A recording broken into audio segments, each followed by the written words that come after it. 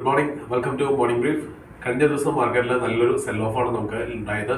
24,700 എന്ന ഒരു resistance level hold ചെയ്യാനാകാതെ market താഴേക്ക് വീഴുകയാണ് കഴിഞ്ഞ ദിവസം ഉണ്ടായത്. ഇന്ന് അതിന്റെ കണ്ടിന്യൂഷൻ ആയിരിക്കുമോ എന്നാണ് നമുക്ക് ചെക്ക് ചെയ്യേണ്ടത്. പ്രധാനമായിട്ടും US മാർക്കറ്റിലേക്ക് നോക്കുകയാണെങ്കിൽ US മാർക്കറ്റ് കഴിഞ്ഞ ദിവസം സെപ്റ്റംബർ മാസം ട്രേഡിംഗ് സ്റ്റാർട്ട് ചെയ്ത് തന്നെ ഒരു നെഗറ്റീവ് നോട്ടിലാണ്. S&P 500 അതോടൊപ്പം തന്നെ നാസ്ഡാക്കും ഓൾമോസ്റ്റ് 1% ഡൗൺ ആയിട്ടാണ് ക്ലോസ് ചെയ്തത്.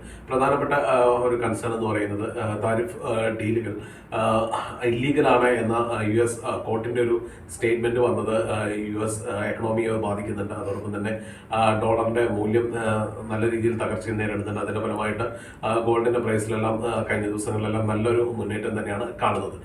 യൂറോപ്യൻ മാർക്കറ്റിലേക്ക് വരികയാണെങ്കിൽ യൂറോപ്യൻ മാർക്കറ്റിലും ഒരു സെയിം കറക്ഷൻ തന്നെയാണ് കാണിക്കുന്നത്. ഇന്നലെ CAC ഓൾമോസ്റ്റ് 1% ഡൗൺ ആയിട്ട്, അതോടൊപ്പം തന്നെ ഡാക്സ് 2.5% തകർച്ചയാണ് രേഖപ്പെടുത്തിയത്.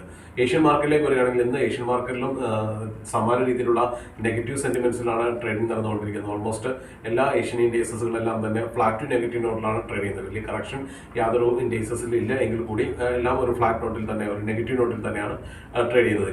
നിഫ്റ്റി ഇപ്പോൾ ഓൾമോസ്റ്റ് ഫ്ലാറ്റ് നോട്ടിലാണ് ട്രേഡ് ചെയ്യുന്നത്. രാവിലെ 50 പോയിന്റ് ഡൗൺ ആയിരുന്നു, പക്ഷെ അതിൽ നിന്ന് ഇപ്പോൾ റിക്കവറി കാണിച്ചൊരു 16 പോയിന്റ്സിന്റെ അപ് ട്രെൻഡാണ് കാണിക്കുന്നത്. അപ്പോൾ ഇത് സൂചിപ്പിക്കുന്നത് നിഫ്റ്റിയിൽ നിന്ന് ഒരു ഇൻഡിക്കേഷൻ എടുത്തുകൊണ്ട് നിഫ്റ്റിയിൽ ഒരു ഫ്ലാറ്റ് ടു നെഗറ്റീവ് ഓപ്പണിംഗ് ആണ് നമ്മൾ പ്രതീക്ഷിക്കുന്നതാണ്. അപ്പോൾ തന്നെ ഇന്ന് പ്രധാനപ്പെട്ട കുറച്ച് ഡാറ്റകൾ നോക്കാനുണ്ട്. ഇന്ന് GST കൗൺസിലിന്റെ മീറ്റിംഗ് സ്റ്റാർട്ട് ചെയ്യുകയാണ്. അപ്പോൾ FMCG സെക്ടേഴ്സിലെല്ലാം GSTയുടെ റിഡക്ഷൻ ഉണ്ടാകുമെന്നുള്ളൊരു പ്രതീക്ഷയുണ്ട്. അത് മാർക്കറ്റിൽ ഒരു പോസിറ്റീവ് സെന്റിമെന്റ്സ് ആ സെക്ടറിൽ ഉണ്ടാകാനുള്ള സാധ്യതയുണ്ട്. അതോടൊപ്പം തന്നെ ഇന്ത്യ റഷ്യ തമ്മിലുള്ള കൂടുതൽ ട്രേഡ് ഡീലുകൾ വരുന്നു.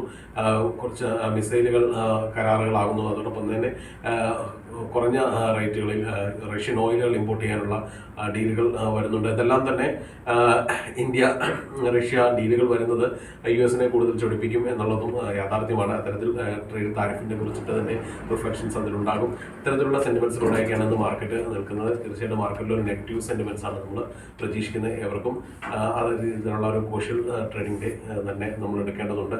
ഒരു കോഷ്യസ് മൂവ് തന്നെ എടുക്കേണ്ടതുണ്ട്. അവർക്കും നല്ലൊരു ട്രേഡിംഗ് ദിനം ആശംസിക്കുന്നു. Thank you so much.